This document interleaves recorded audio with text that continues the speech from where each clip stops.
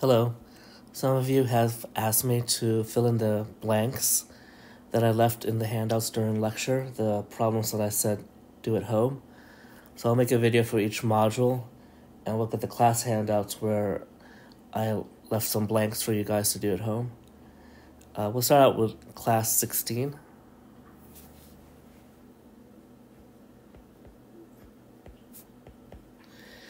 On page 1, nothing is blank.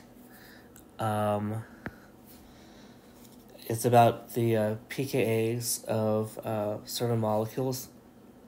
And at the bottom of page 1, I show you the enolate, how to form the enolate and the resonance of the O enolate going to the C enolate. On page 2, definitely memorize the 6 pKa's at the top. Let me write that down.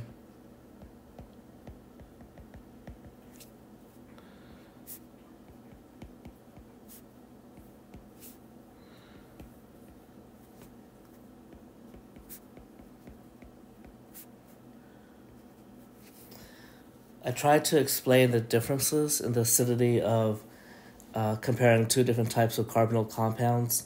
I just want to go over briefly again the difference between the aldehyde and ketone.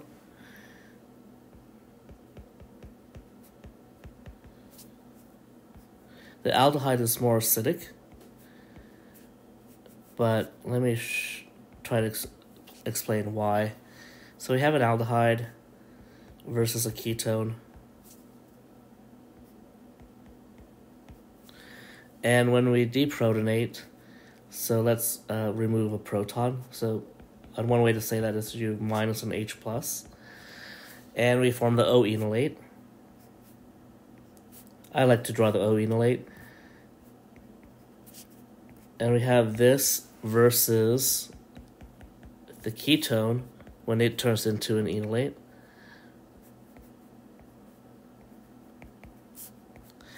And the only difference is we have an H versus a methyl.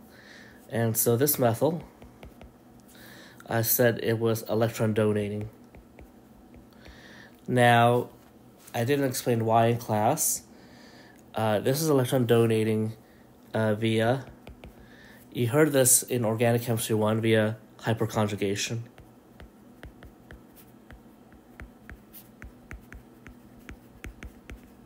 Okay.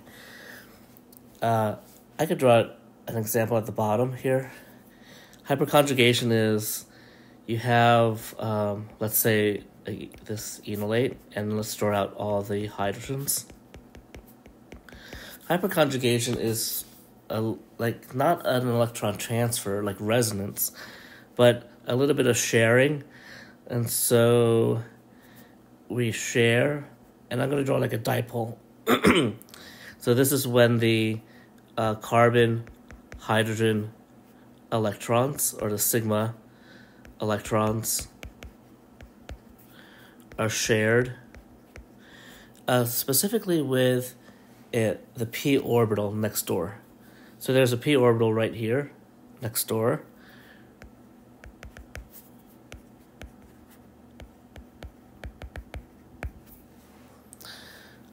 Next door. And I mentioned in class that is the reason why this carbocation is more stable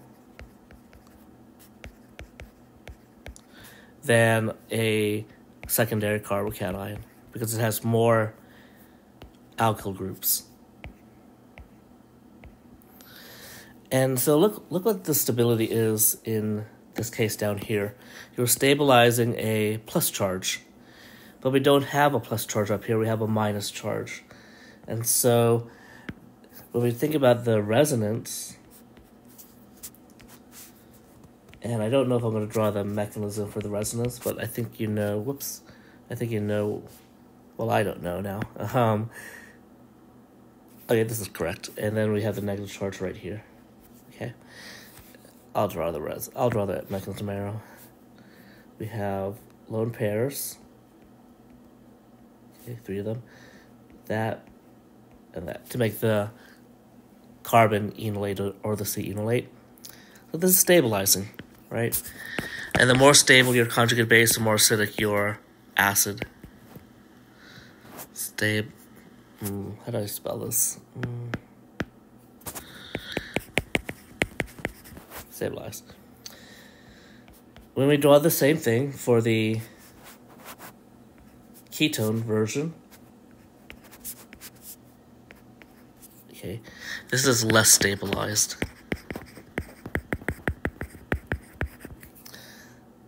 Electron donating groups stabilize positive charges, like we have down here. But we don't have a positive charge, we have a negative. So electron donating groups destabilize negative charges. That's another way to think about it. Destabilize. It's the opposite effect that we have with carbocations. Destabilize anions. Stabilize cations. Okay. It's basically we are pumping in electrons, and I'll draw the dipole. We're pumping in electrons where we really need to be pumping out electrons, right? We're making this more electron rich, but we already have an electron-rich atom nearby. So again, this right here, which is representing the hyperconjugation, that is destabilizing the anion. Well, if this anion is less stable, then this is less acidic. So the conclusion is, again, your ketone is less acidic. If you memorize the pKa's, the aldehyde pKa of the alpha carbon, right, is 17. And the ketone is a little bit less acidic, and that's 20. Okay, so I hope that explains a little bit better. There are different ways to explain why a ketone alpha carbon is less acidic than an alpha carbon, and I try here to explain it via the idea that electron donating groups are destabilizing anions, while last year or last semester we saw them stabilize cations. Okay, so there's no inconsistency here. It's just another way to think about this idea that that alkyl groups are electron donating groups. Alkyl groups. Okay. If we go to page 3, in class 16, we have a blank reaction coordinate diagram. But if you remember, I covered that in class 17. It looks like on page 5. And so if you want to put something on your class 16 handout, say we covered this in class 17, page 5. We covered the reaction coordinate diagram. Okay. You want me to write that? On page 6, we're still on, oops, not page 6, on page 3, we're still on class 16. The reaction coordinate diagram was filled in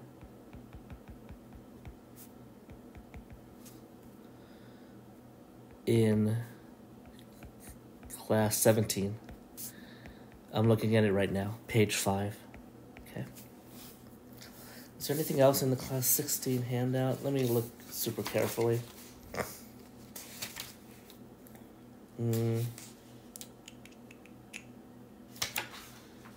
It looks messy, but hopefully you recopied your notes.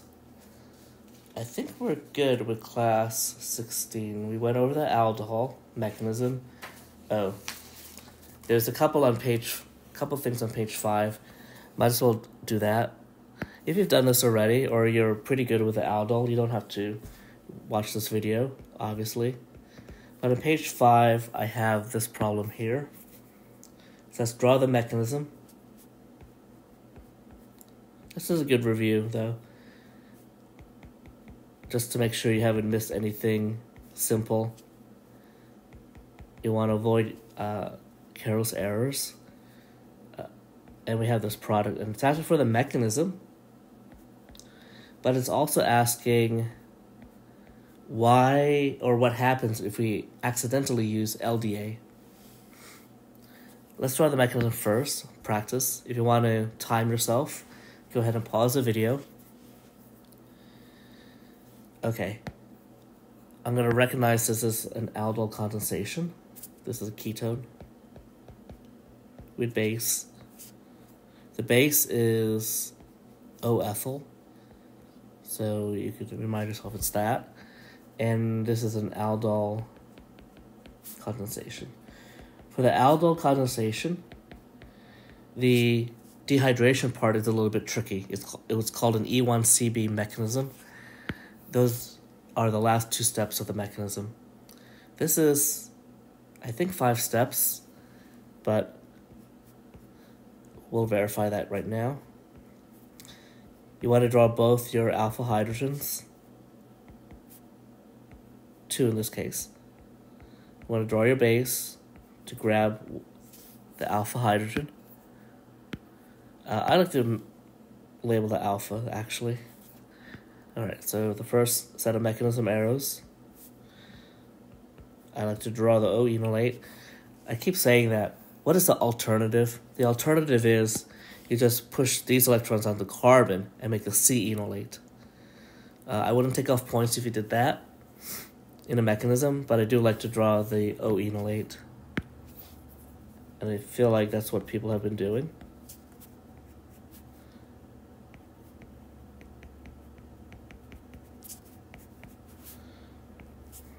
Okay, we created ethanol.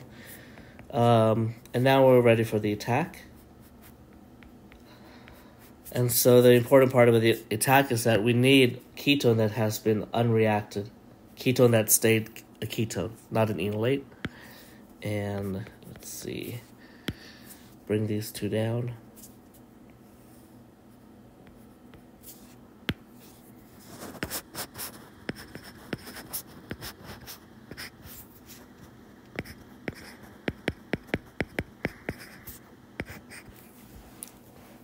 Then we neutralize.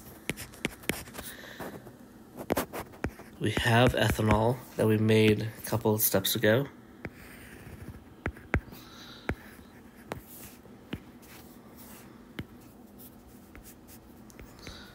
Okay.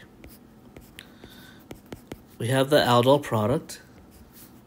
We call this the aldol, but not the aldol condensation just yet. Let's keep track of our alpha. I'll label it here. And that hydrogen off of the alpha is acidic also. And we just created actually a strong base. And this is unavoidable because it's close by. We just made it in the previous step. So there's no way that we could separate these 2 before this happens.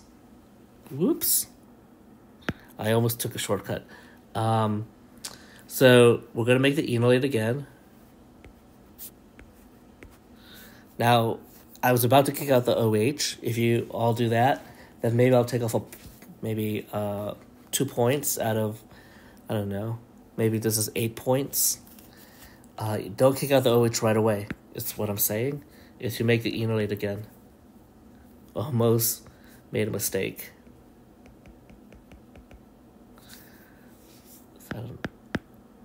Okay. Let's see. We have this. OH. Uh-oh. I can hear some of you through the screen. Let's backtrack. Man, when I tagged this dot, I caught the mistake before handing it in. That dot has 2 ethyl groups. That dot has 2 ethyl groups. That dot has 2 ethyl groups. Woo. Okay. We created ethanol, and now we're gonna kick it out. Kick out the OH.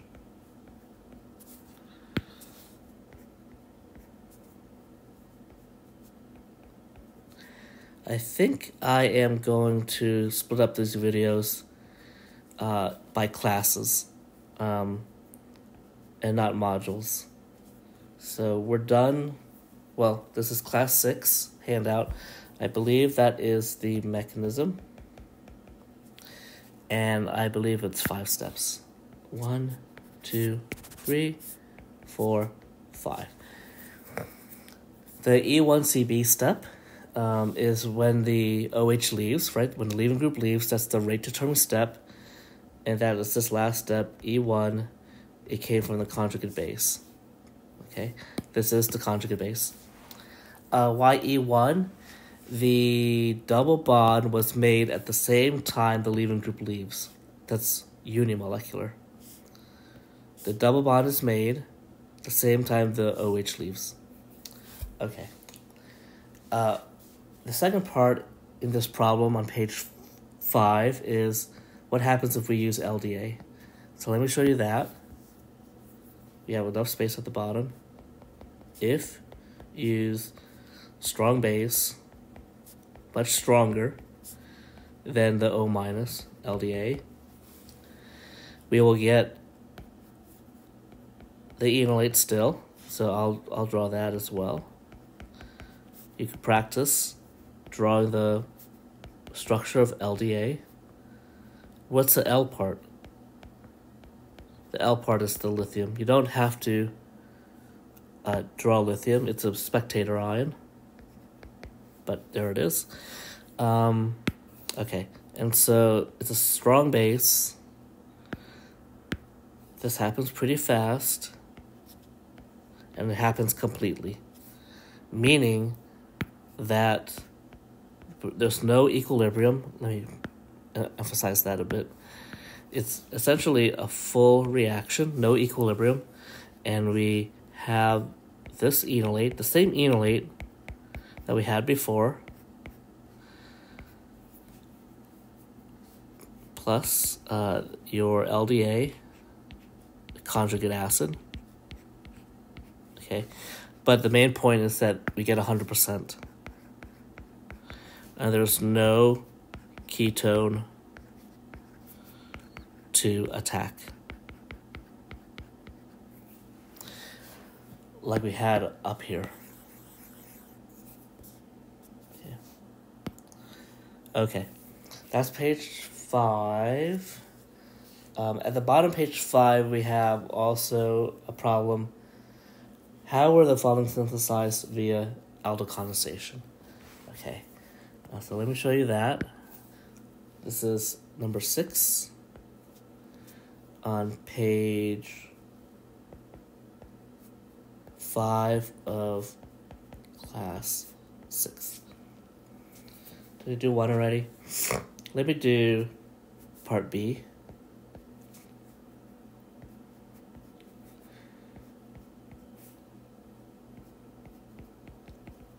Okay, go ahead and redraw.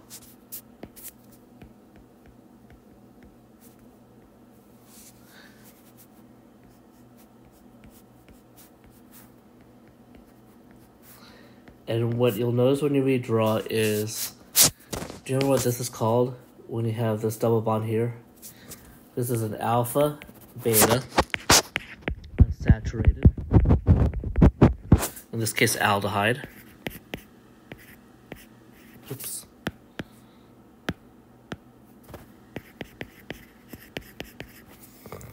And it's coming from those come from an aldol condensation.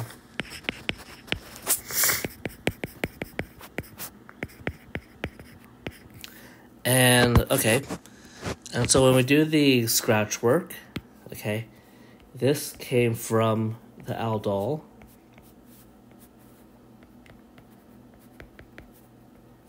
Where was the OH before?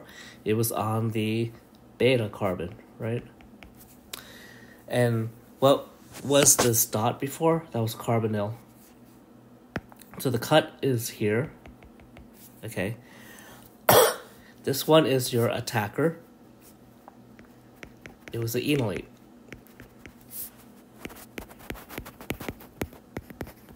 In the mechanism.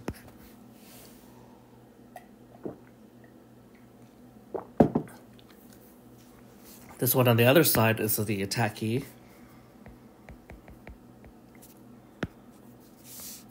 And there was the carbonyl starter material. The answer for this, if you believe it or not, it's just a self-aldol condensation. So you need base, NaOH. It would be nice if you gave us the solvent because we do need a proton source. And yeah, if you go ahead and finish the reaction, you have this dot. 1, 2, 3. 1, 2, 3. That's how you would make the product that we see over here. These two are the same. All right. Let me just write here. There's a self-aldol condensation.